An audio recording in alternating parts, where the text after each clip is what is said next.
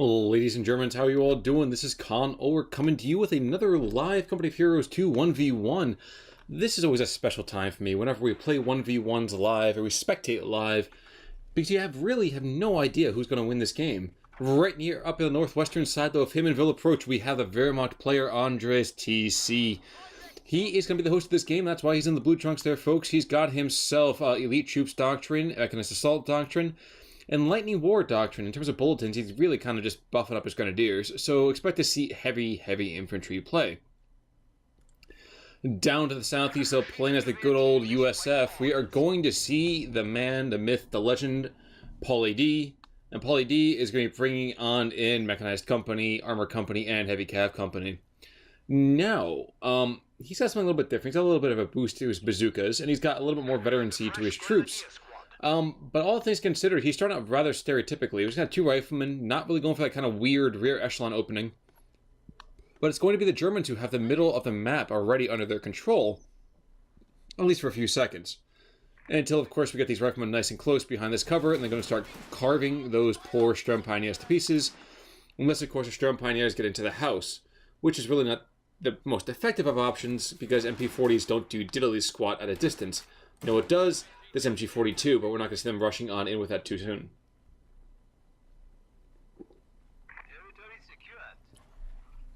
Alrighty, but what do we got in the meantime? So, it's going to be a 2-grenadier opening for Andres. He's got himself an MG as well, as you can obviously see here. And Paulie D actually can't even go and play meta. He's got to go and pick himself up a mortar team. Good decision, especially against that MG42. That godhouse in the center part of the map will cause quite an issue. Up on the northern side, though, oh my gosh, those rear echelons are giving those Grenadiers quite a fight. The benefit of that green cover really doing well for them early on in that firefight. Unfortunately, that's not going to go well as those firefights progress. Border's going to hit the field right now, and it doesn't have to go anywhere really close. He's going to set himself up just outside base MGs, and dear help me God, there we go. And while these MP40s are shifting on in to go really do some good work against these riflemen, we could see ourselves... first mortars are coming on in first rounds. But those Pioneers are doing actually a pretty decent job carving up the riflemen, but good, and forcing them back into a very swift retreat. Worth noting that the Americans, although they don't get any kind of benefit from this one, do hold both fuel points. And while they're losing a couple of tickets here and there, this 3-grenadier start is not going to do specifically, well, you know, fantastically well against meta USF. Mortars did for the... No, I thought they were getting dialed in, but I guess not a whole lot's going on there. Grenadier to the north. Grenadiers capping out this fuel point for their own usage. And it does seem... Maybe they're trying to move this MG42 in behind to kind of pin these riflemen in place, force a nice big retreat on them. Well, they're trying to put them in place, but it's not going to be going the right direction. They're going to have to reset themselves almost immediately. Meanwhile, on the northeastern side of this map, northeast central-ish, we got a couple of Grenadiers facing off against riflemen, but these improvised, like, bunkers of steel and wire, well, not going to do a whole lot of good if you're outnumbered 2-to-1, and now these riflemen are definitely outnumbered 2-to-1, and even more so as now they're flanked, so that directional cover is not doing squat for them. Getting carved to pieces. Will he lose a squad? Will this be first blood over here for the Germans? No, because the Germans have already lost their Pioneers. The poor guys went down right over here, but the Americans lost a rifleman squad in the meantime, so some missed micro on both sides, maybe just some ill-timed decisions. MG42 indeed, and he's facing the wrong direction, so rear echelon to do just fine against that. And the Germans will get themselves a fuel the fuel point up here to the northeast if this mortar team doesn't get enough effective rounds downrange. Now, what won't be good is these riflemen are going to start to get aggressed on... never mind, I take that back. I thought they were going to get flanked, but never mind, that's just the MG going the opposite direction. And it's going to be a lieutenant, actually, first. That's a surprise right there. We're expecting with the fuel control the Americans have had, and will continue to have once they pick up this point right here. Kind of thought he's going to move towards the standard meta play, but he's not. He refuses to play meta. He refuses to be predictable. Now, Flammenwerfer 35 on this Pioneer squad, so that cover is going to be completely worthless to anybody hunkering down behind it. And trading out a rifleman squad for a lieutenant is debatably okay. But for the moment, It is not going to be pretty for Pauly D. And indeed, he's even going to lose his strategic point here, which means he's going to lose that fuel point. And the Germans will take a slight advantage for the time being.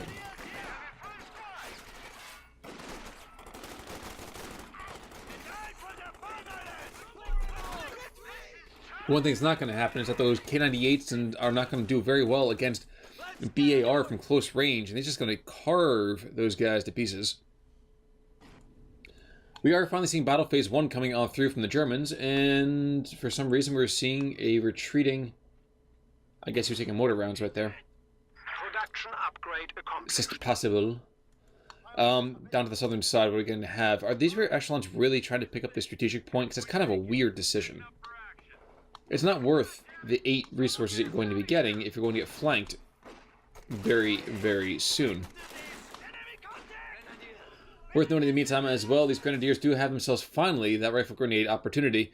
Although it seems we're probably going to be seeing... I just saw all those munitions drop. Where'd the munitions go? Okay, LMG in that Grenadier squad. Okay, that's good. Alright, so is it this one? No, it is this one. So that guy is up to the northeastern side. He's going to face off, it looks like, against Rifleman Squad. Yep, that's going to be the case. With an LMG to his name, he should be able to be competitive. Though still is not going to be pretty. Meanwhile, the center part of the field, this Grenadier Squad in the house is going to be rather beleaguered. Mortars are still in the area. But the Germans are up almost 100 tickets, and it looks like you have to Tellermine right there. So they're very, very lucky that the Americans are not pushed to pick up any sort of vehicles through the center part of this map. Bit of a furball kicking on off. We're going to find that these riflemen are going to get pinned. No, so just a little bit of suppression. But this Flammenwerfer will do rather well. And unfortunately, these riflemen, this machine gun is going to turn just a little bit too late. What will be worthwhile noting is seeing that's probably going to be a rifle grenade shot. No rifle grenades, just going to be a retreat out from the Grenadiers. And this machine gun is going to be pushed back as well. Germans were threatening to pick up double fuel, though, and I'm wondering if these guys are backing on up so they build a Leichte Mechanized Company. And I dare say, we will see the Germans losing tickets now for the first time in 8 minutes here, 499 to 408. They do have that double fuel point, which is giving them 40 fuel a minute. That's insane, my friends. Insane on the membrane. Now, Grenadiers inside this house to do okay against this lieutenant and mortar on the other side, at least being able to fire both directions. This guy, not so much damage, but this side, he'll do pretty well. Unless, of course, he resets himself and goes the absolute wrong direction overall. One model does drop. It does take 2 out in retaliation, though, and forces back the Americans. I have to admit, Andres, even though he keeps losing resource points like crazy, he's doing a very good job of keeping aware and keeping his forces mobile. Sure, he's been caught out inside of these garrisons every now and again, and his fuel just kind of seesaws up and down insanely. But all things considered, he's doing pretty well with it. Keeps coming in behind Pauly D's troops, and as you can see right now, he's on top of that micro.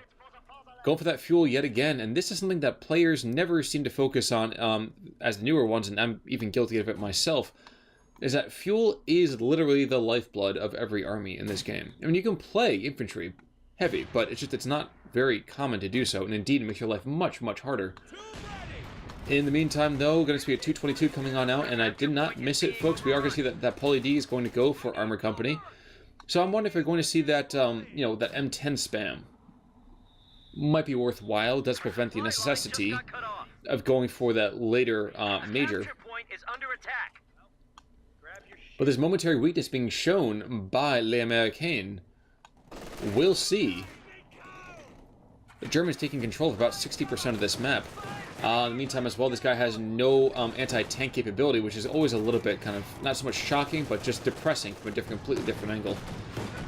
222 is going to start pecking away at that building, and I imagine we'll see... No rifle grenades, so never mind. We will see as we see a flanking Pioneer squad, I think, and that's going to do a really, really great job against that rifleman. Excuse me, against that lieutenant. If he was close enough to actually use it, but no, his guys are out in the open, which means they're going to get carved to pieces. He's got to back up right now. The lieutenant already has... Oh, excuse me. Oh, wow. I'm sorry, I got thrown by that completely. I just saw the BAR, and I was like, hey, that must be a lieutenant. But no, Germans do have themselves that 2 to now nothing advantage on up here. He's got to rotate that machine gun around. And quickly. He might actually lose that munitions point. Nope, and it looks like that lieutenant will be able to pick up the point there. So 1, 2, 3, 4. We are all over the place here, guys. Oh, wow. Beautiful rifle grenade right there, doing great amounts of damage. Was that 3 kills, 2 kills? 3 kills. Larry, Curly, and Mo all going down. And looks like the 222 might even consider chasing back to base. That's another rifle squad actually going on down. And that is it for another one. This 222 might get sacrificed in the meantime for the good of the cause. Double Zooks and mine detecting equipment. No, but the shot goes wide. The last shot goes wide. Stupidly lucky there. We just lost a unit.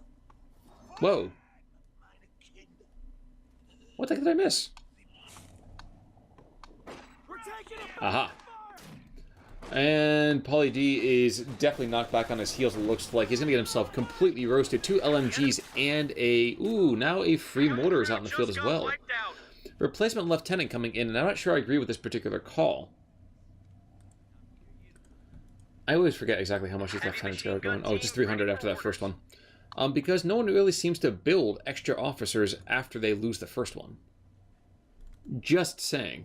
Bunker is up for the Germans back in their home territory. Good decision. 12 minutes in. Not exactly a super late one, but at the same time, it would have thought it'd been a lot more speedy than it is right now. Lieutenant has been assigned to field ops. Worth noting this 50 cal is up and running and might just barely be in range for a rifle grenade. Yes, he is. Rifle squad ready for action. And takes up the gunner, but not going to be... Oh, wow. 1, 2. Pauly D, I think, is really messing this up by not going for a more superior armed grouping here. I think he's just trying to stall out, though, until that M10's. And geez, if they can get another rifle grenade out, this is a target-rich environment. So he doesn't have the munitions, never mind. What he does have is that Andres does have huge amounts... Yikes. Huge amounts of resources, especially fuel, good God. Points are down to 300. And now with the Americans under a trip cap, and with an army to about 2/3 the size of their opponent, just under that probably, actually more like 60-ish%. And a captured mortar at that. So these Grenadiers are going to take a walloping from the flank. But support teams and this MG42 setting on up, yeah, these guys have to back off fairly soon or else they're going to really be in a world of hurting. Pack 40 crew is out, and this guy was putting fire out onto this house, and doing a decent job of it. But what's really got to happen here is that Pauly D's got to back up. This lieutenant's getting carved to pieces. He can't afford to lose a second one. That'd be impossible to come back from. And shockingly, against the 222 on in against a 50 cal machine gun. Not the most intelligent option, but he realizes better of it and backs away. And he's running right back into his rear echelons, who had such a great amount of experience against him last time. Question is now if he's able to take out enough models. There's one on the ground. Can he get another one off before the last shot comes in? Nope, he can't. Ready for deployment. And there are the M10s, so expect to see just oodles and oodles of that kind of material coming on out. Assault engineers were called on in, and this... It's a half-track coming in. Curious decision there. Gotta rotate that big guy. Question is, where's he gonna aim? He's gonna aim everywhere he doesn't want to be aiming. So he very nearly can face any direction he wants to, but as of right now, these models are gonna get shot in the back, and it's gonna be a forfeited MG42. There it is. At least he didn't lose the gun itself, or at least his opponent can't take the gun from him. That's what I mean to say. In the meantime, though, let's take a quick look at veterancy as we're approaching the 15-minute mark of the game. First of all, 461 to 259. And AndresTC is going to go for that mechanized assault doctrine. He is not going for that half-track anymore, and I have to agree with that. I thought maybe he was going for a Flam half-track, but not really the best idea. But veterancy, speaking of veterancy, we have a Stug coming on, and a Stug G at that. Stug E, rather, excuse me. A couple of Grenadiers, full veterancy, getting fairly close. Actually, this one on the brink of getting full veterancy, and this one pretty darn close as well. From the American side of things, we only have one rifleman squad. Is there any kind of hefty amounts of veterancy? All the other ones have pretty much died or have been amalgamated so often into other units that they don't even exist anymore as a legitimate fighting force. Meanwhile, down on the southern side, this is why you don't rush a Flammenwerfer with infantry over an open field. That's just asking for trouble. 50 cal, my gosh, the 50 cal got picked up? My god. Is nothing sacred anymore?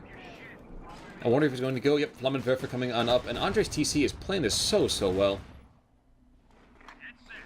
Actually, kind of hard to say anything bad about his performance most of this game. Harshest thing I can probably say is his 222 being sacrificed for pretty much nothing. But other than that, he has been helped out by the fact that Pauly D has not really played a great game of Co. And again, maybe he's wondering, he's waiting on out for this 105. That might be able to turn the guy on the game a slight bit. You're at 200 points. But no, he's going to go instead for that Wolverine. So he's going to be waiting. No, he actually read that in as well. Probably about as soon as he gets that. Ooh. Gets that 10th command point. Assault engineers turning one squad of grenadiers into a messy bouillabaisse of flesh and bone. But the Americans are still down almost 300 tickets, and now there's that M10. So we face off very well against that Stug E. But ausgezeichnet, we have ourselves a Pack 40 who's not taking shots for some god-awful reason. You really can't see him. And he's firing at the wrong targets as well. It's a shame. And one of those poor pioneers just gets run on over because he was apparently ready to win a Darwin Award.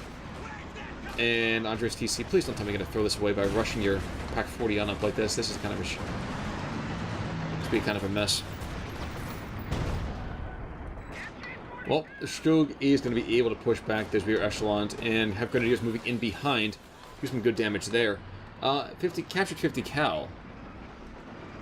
Has to rush away from this rampaging Wolverine. And luckily enough, the support weapons don't get crushed very often by allied armor, which really makes me angry. Again, still how effective that stuff is.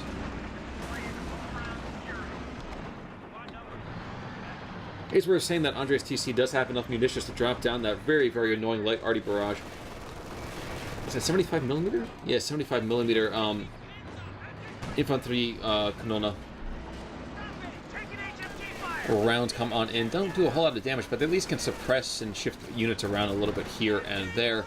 Pioneer Squad being called on in, which is probably a good idea.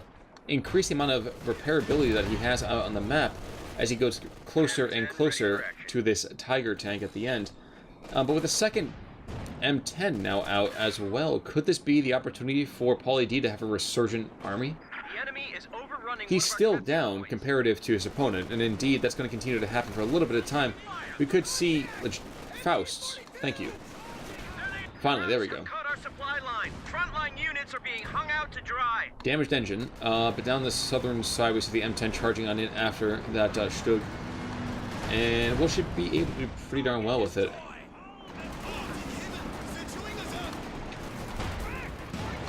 Pack 40 should be able to set up here. He's facing the wrong direction. That's a shame. He's going to get carved up. That poor Stug.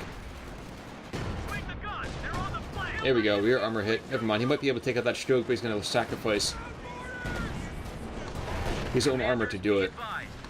So rear armor hit. He's not going to get out. He really shouldn't be able to get out. He's going to go make an end run, I think, down outside the base here.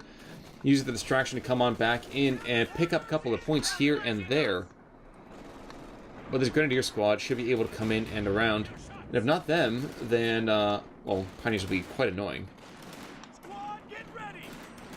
And that's actually what's going to happen. Instead, nope, maybe he's going to wait for that Tiga. That'll be enough for him. However, I don't know why this Pioneer squad is just kind of running by. And now he's dropped that Zook. Ah, that's what it was. He had a Zook out in the first place. Aha! Fascinating. And those four Pioneers are doing some great work against the Rifleman squad, and another American unit goes down. And I might be even seeing this Rifleman follow it into death? No, just barely not going to be the case. But what is going to happen is MG42 is going to have all of these guys hung out and pinned down. So well done there.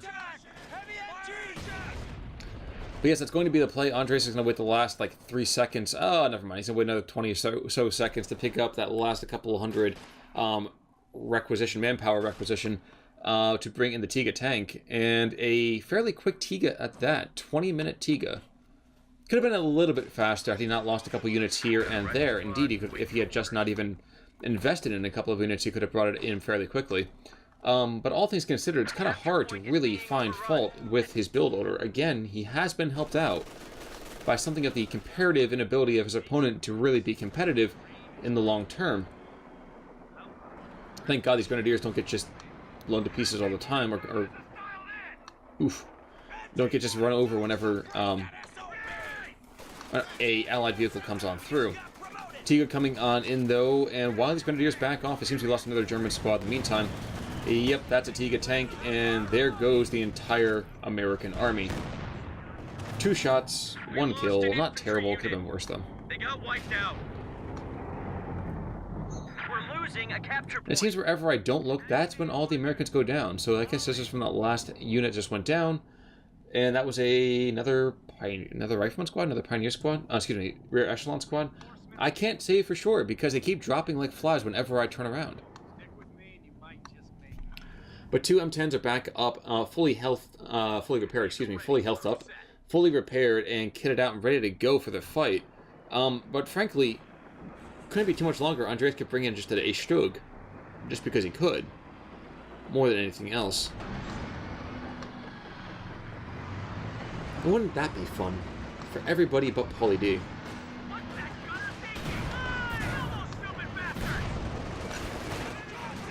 Excuse me.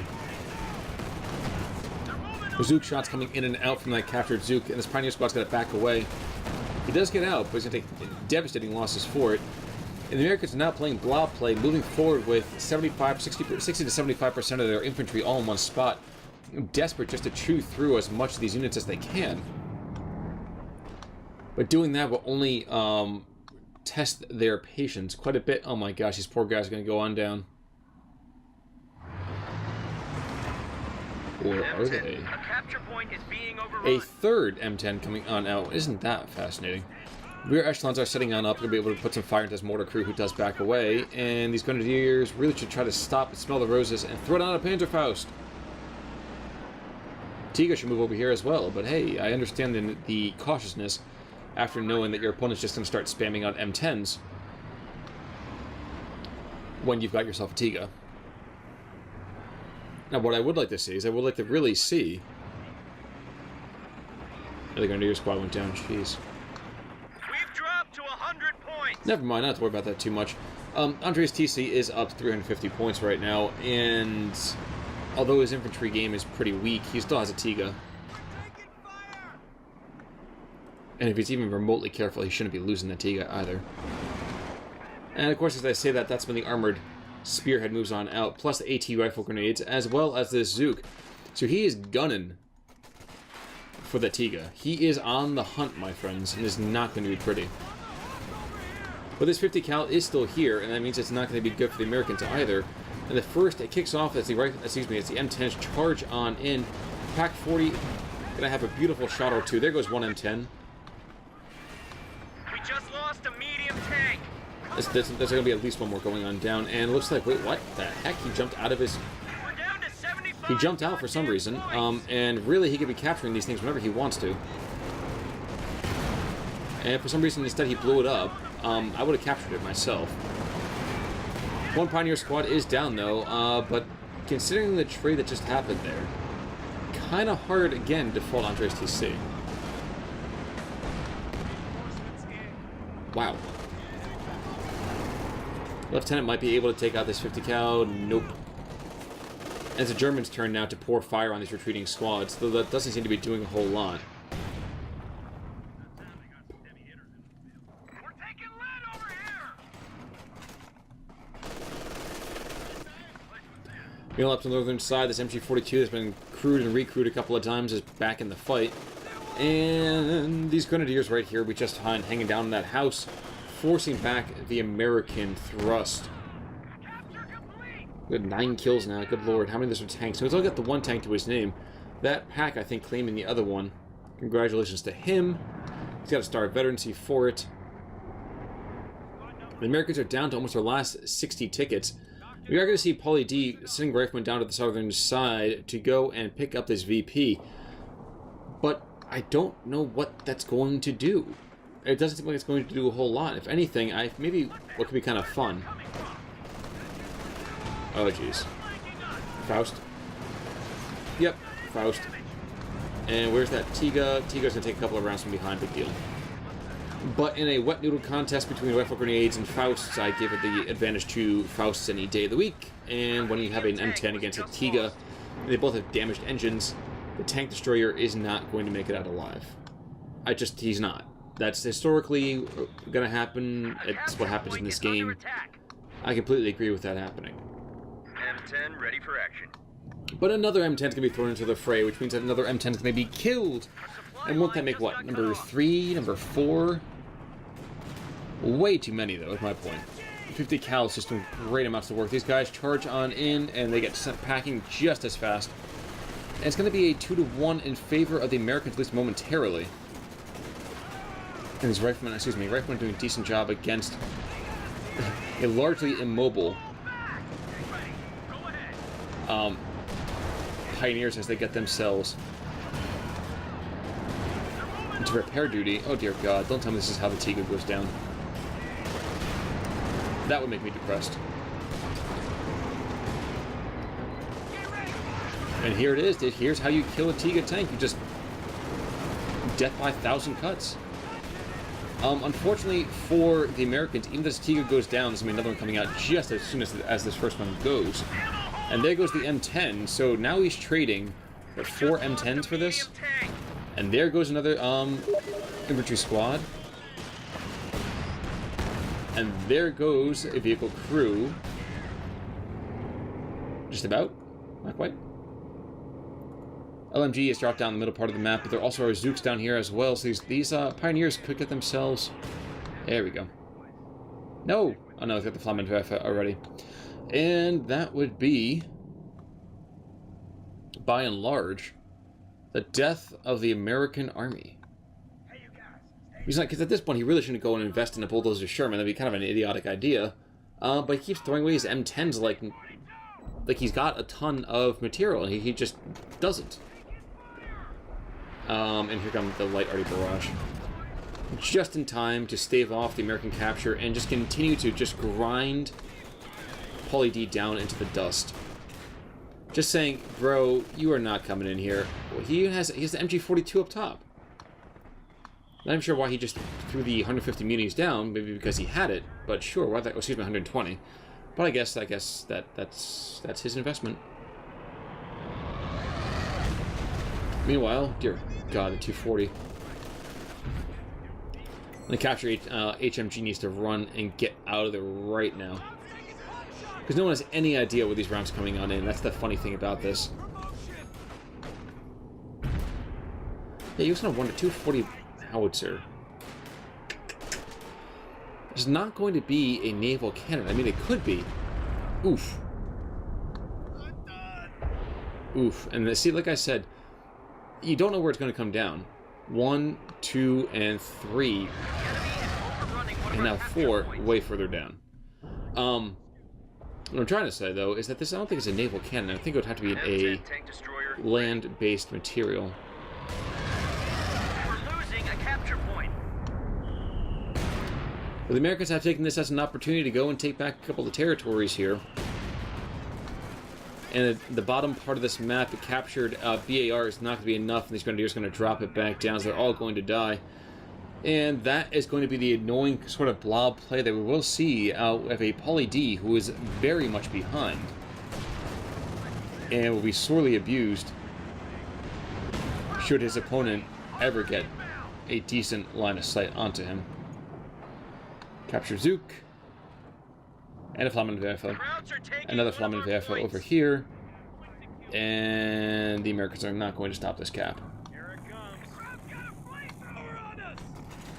Oh, honey bunny, that's all, not all they have. They also theoretically could have a Tiga on you too. But they're being very gentle. And geez, that Faymonville is not even moving forwards. He wants to collect scalps for his Tiga, who will then throw rounds into the earth. So maybe not the best decision there. But regardless, that is still a victory for for AndresTC. And there is now another point going over to the Germans. So the Germans now continue to have their drain. They're up 410, 412 tickets. They got us down to 25 points. And Pauly D has basically just kind of pissed away most of his army. Rifle squad foolishly moving forwards, but this M10 coming in as well. Yikes. Rounds being slammed into him without fail. Another M10 being called in, but there is still this MG42 that's hanging on out. Actually, he's a freshman. He's a new guy getting called on in.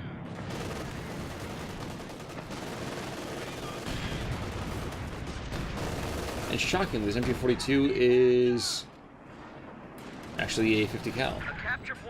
There's the other MG42. Well, the Germans can just kind of play this waiting game. They can do this kind of like dancing in and dancing out nonsense. I say he should be retreating. I hate that kind of bug when they have this whole armored vehicle kind of going through your particular area. But hey, that's neither here nor there.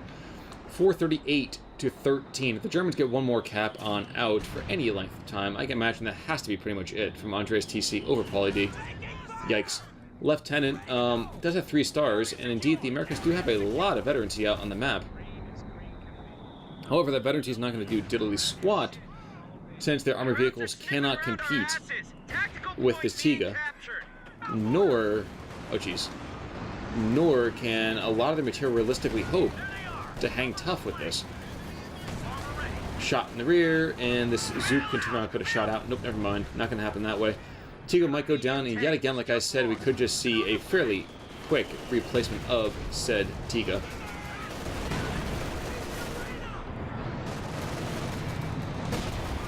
And there goes the Tiga tank. We're going to see a Zook coming out. No, Zook shot does not come on out. But again, here's just going to be... Ooh, a 240 howitzer barrage. Time to retreat, my friends. I hope you're paying attention. There goes the mortar. MG42 almost goes down. I keep saying the same thing. Geez, the 50 cal, not the MG42. 50 cal might go down, but no, again, we're going to see a very, very quick replacement of this Tiga tank. And indeed, we could have seen, actually, a couple of Stroke E's coming on out as well. But Andres is a gentleman. He doesn't want to go and embarrass his opponent too badly, which is why he's only bringing in this MG42 armed punk right now. AT gun's gonna get itself carved to pieces, and that's unfortunate. This guy has done fairly well. A lot of good damage. Hey, it manages to not get decrewed. Isn't that wonderful? And the Germans are moving down to the southern side to pick up this southern VP. Good idea there. Meanwhile, up the north, the Pioneers are chasing off this Wolverine, because tank destroyers don't do very well against infantry, so well done there. And a third tank destroyer coming on out. So I think that's 6 or 7 for this game. I think it's 7.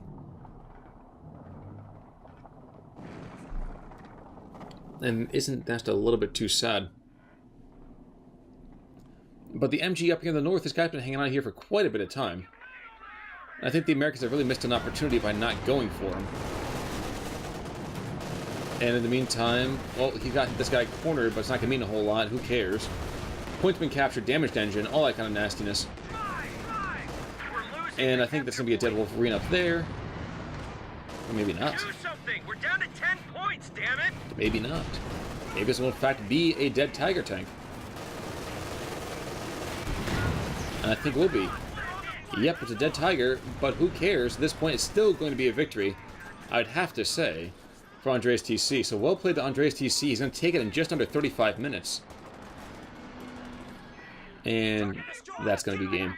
34-32, so well played to AndresTC. Pauly D not playing particularly well there. But regardless, folks, thank you so much for tuning into this live cast game of Company of Heroes 2.